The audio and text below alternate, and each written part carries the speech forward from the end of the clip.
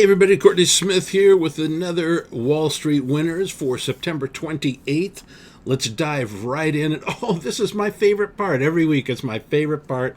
I'll just sit here and read this. You can read along with me if you like.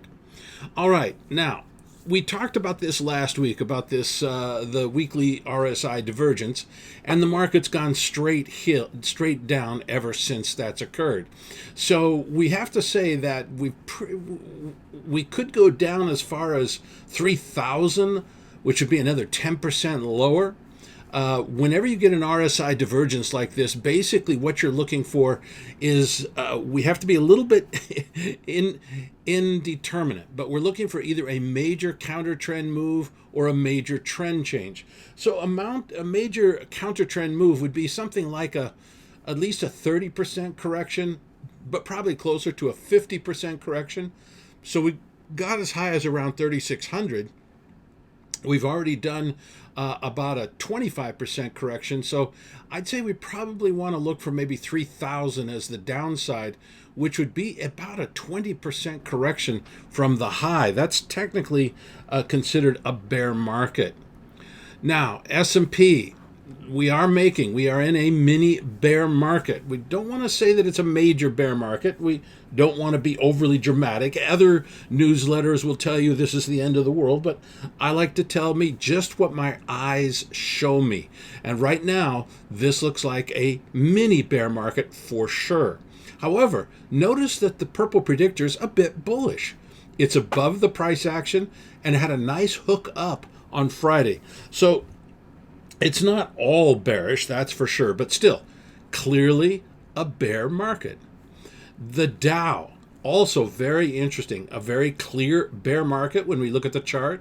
You can see the little red line in the upper right-hand corner shows that there's a lot more selling pressure in the market than there is buying pressure in the market.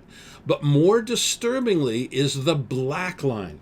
The black line is the ADX, and when it goes up, it's confirming that we're in a trend, and the trend is bearish. So a couple of more factors for the bear side of the case. Now, let's take a look at the NASDAQ. Also making lower lows and lower highs. But look at that purple predictor. It's like once we had this correction, there's some smart money coming in and buying. So we have to keep an eye on that. And a break above 1125 would suggest that this bear move in the NASDAQ is over. So keep an eye on 1125. And we'll see if the smart money is telling us something. But I'll definitely tell you that they're saying you want to be a buyer of tech stocks, whereas up until a week or so ago, we wanted to be a seller of tech stocks. Okay, right now, we have to say that we're getting into that seasonally bullish period of the market for the stock market, but we're clearly in a bear market. So no buy signal from a seasonality point of view.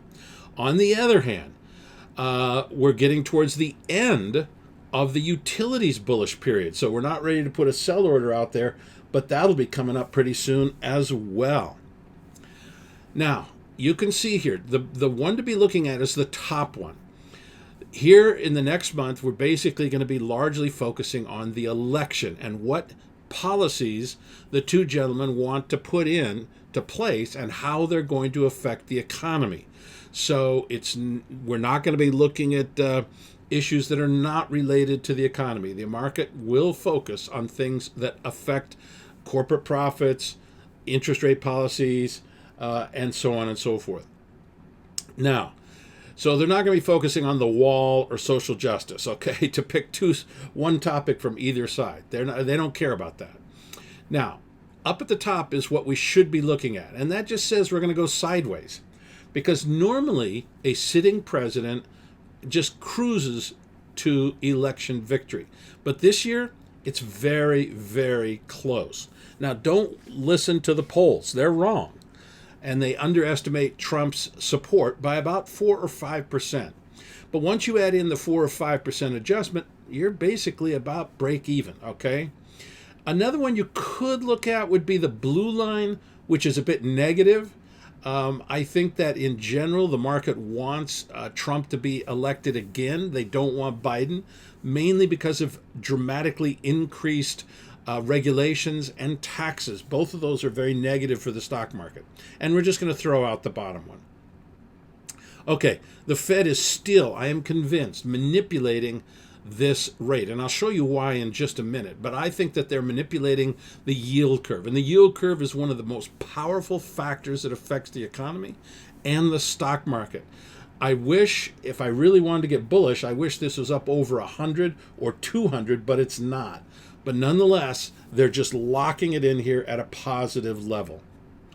Asset allocation is slowly moving. They're moving money out of the stock market, and that's one reason why we've had this bear move. And they've been going into the safety of bonds. Bonds, they don't yield much, and hard to have capital gains here, so they're really not much of an investment. But if people think that the stock market is going to go lower, then of course they're going to buy bonds because they know they'll always mature at 100. So there's safety there.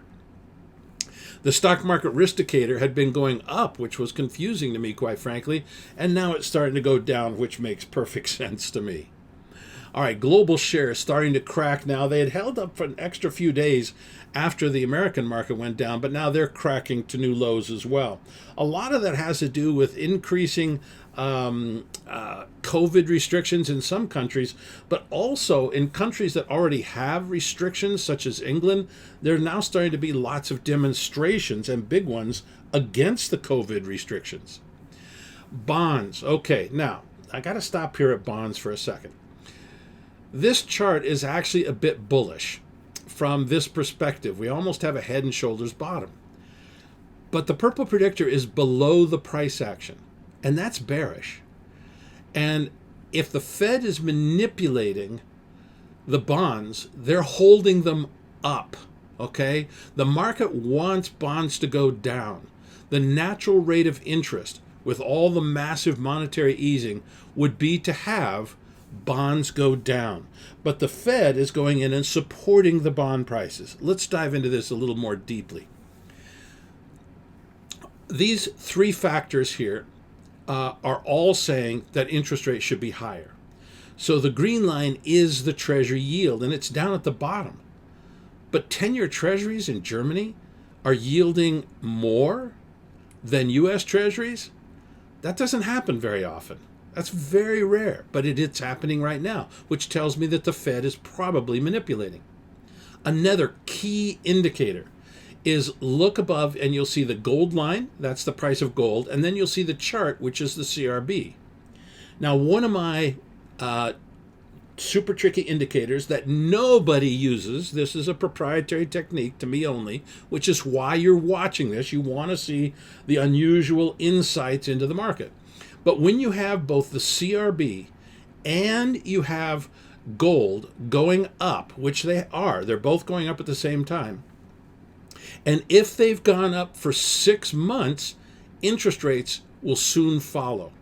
Both gold has gone up for 6 months and the CRB have gone up 6 months. They both have to go up. So that tells me we're going to see higher interest rates down the road. Now, the Fed, however, is not allowing a free market in bond yields. They're manipulating them. They're buying them. They're holding them. They're making sure that the yields are exactly what the Fed wants. So nonetheless, the pressure is on the upside for bond yields. Now, the dollar took off here. The dollar index, I should say, took off and has been very, very strong here. We'll get to the ramifications of that in a second. This is the big one. The price of gold fell out of bed. I showed you the pennant formation. I told you that it would probably break to the upside. It did not. It broke to the downside. And that's perfectly acceptable, just a slightly unusual. But the way you always trade a pennant formation is you wait for the breakout. You let the market tell you what it's going to do. And because I know this sounds crazy because there's lots of people that use chart formations, but I'm like the only one who does it right. Now that sounds a little arrogant, but nearly everybody leaves out the volume confirmation that's critical. Otherwise, it's not a legitimate chart formation. Here we had the volume going down, which made it a legitimate formation. All right, now if dollar's going up, then gold goes down. So we don't want to be in the gold market right now. Gold key indicators, all of them pointing down, although the middle ones, let's call that one flat. We got two going down for sure, which are both related to the dollar. Okay, crude oil slightly creeping higher, and I think we're going to do that. I think we're going to get back to 42 to 43, something on that area. And Bitcoin also stabilizing here, and I think it's going to stay stable for a while as well, for the simple reason that there's no reason for it to go up or down at this point. All right, freebies, thanks very much. Fully paid up members, hold on for just a second, and we'll get to our special part of the presentation. Hey, freebies for Wall Street winners. Really appreciate having you here and love to have you participate in the Wall Street winners every week. But I also wanted to show you where I get a lot of my information and where I monitor my information, and it's from the Stock Butler, stockbutler.com. And what it is that it takes the system that I teach in my Stock Financial Freedom System course, my live 2-day seminar, and it codifies and systematizes and makes it super easy to use. Let me just show you some of the things. I would go there, read their literature. That's really great. But let me show you a couple of things that I use. So I always talk about in Wall Street Winners our best of the best stocks. Now, when you're a fully paid up member, you see my best of the best stocks. But for example, I can come up here and I hit rate and I go to best of the best and I click on it. Now I've already signed in. There it is. There's my best of the best stock. These are the best of the best stocks that you should be looking at buying. In this particular case, you can see the green one is a new one this week. So guess what? In the fully paid up section, this is a new recommendation.